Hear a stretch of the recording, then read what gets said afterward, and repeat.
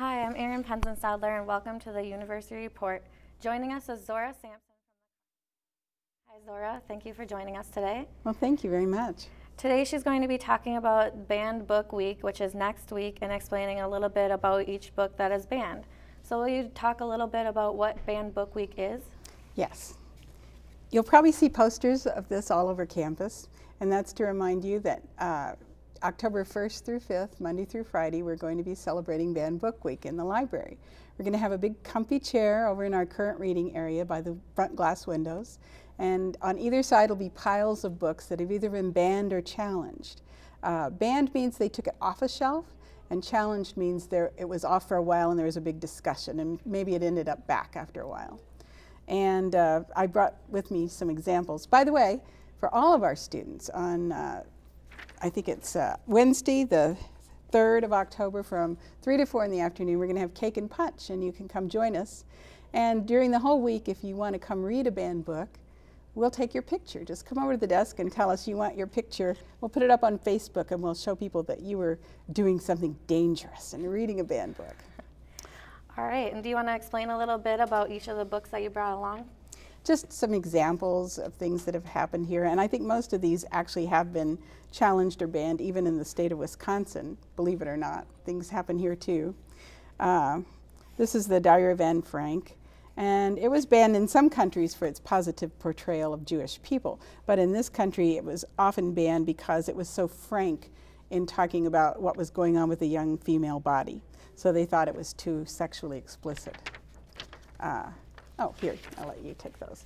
J.D. Salinger's Catcher in the Rye has been banned over and over again because it's just it uses normal speech and cuss words, and it has things about sex in it, so that one's a pretty obvious one. Some people wanted to ban the movie Fellowship of the Ring because of the smoking in it.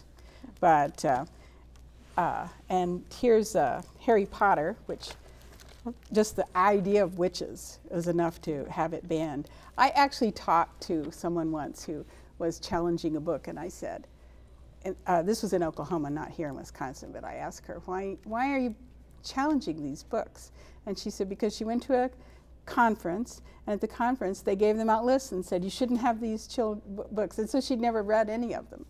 As a matter of fact, I did a paper in library school once where I investigated book banning, Grapes of Wrath particularly. In Oklahoma, I'd always heard that it was banned many times. Actually, I think it was really not officially told to be a banned book anywhere, but many people took it off the shelf just out of fear that somebody wouldn't like it.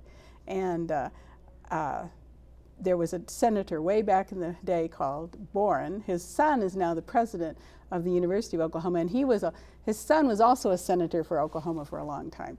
But back in the old days, the senator had said on the floor of the Congress that he didn't want the Grapes of Wrath in any books. And someone asked him, have you read it? And it's just like so many people, when you ask them, have you read the book? They'd say, I wouldn't read that. And you're going, well then, how can you know that you don't want someone to read it if you wouldn't read it? Yeah. So there's that one. Can you believe the dictionary? Certain copies of even Merriam-Webster have been banned because they thought the way, and this one it was oral sex, the description they thought was too graphic or something, or too inappropriate. And even Wizard of Oz, here we have. Let's see I'm sure because it had a witch would be enough to get it banned, but yeah. Good witches and bad witches, and theologically some people said a good witch was an impossible thing, so. All right. Those are just some examples. Which of these books is your favorite, or a different one particularly that you didn't bring along? Oh, well, I love the Harry Potter books. My goodness, my kids have read all of them, and we've listened to them on tape and read them again and watched the movies, so they're a lot of fun to me. Okay. But usually, a lot of times books get banned because of either they're talking about a religion or not talking about a religion, or one religion versus another religion. And actually the Harry Potters don't mention religion hardly at all. I think maybe toward the end of the very last one there's a little bit, but mostly they leave that out entirely. Right. Okay, and so this is every day next week, correct? Right, and now that we've seen you on TV, we're going to know if you're there or not. So come eat cake with us. I might and drink have our punch. You know, we often invite students to do things like this, and a lot of times they don't want to leave their computer to come and get the food. But yeah. Do you think that less people will come to it because of the Kindles and everything like that, or you think a lot more people will come? I don't know. That's an interesting idea, because I'm sure there are going to be more possibilities of things you can do in 3D and HD and things that would get things banned even quicker right. in the future. Oh. All right. So you have all these posters around campus, correct? Yes. Okay. In every building, or? I think we did have for a while. And if you want to put one up in your building, and if you want to kind of convince friends to come with you, come by the library and we'll give you some extras. Okay, and then is there any emails going out to students to let them know, or well, just we mainly sent posters? emails to the radio station and to you guys, which is why I guess we're doing this, Okay. and a couple of other places. But no, I haven't sent anything out to every student. I don't want to bother them too much. I don't want them to consider us irritants.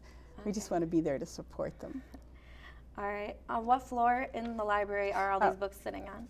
They'll be in the current reading area on the second floor. That's what most people consider the main floor. It's the doors that face Olsvik and Ulrich, and they'll be on either side of one of those big comfy chairs. And be sure and ask us to take your picture. We'll put it on our Facebook page. All right.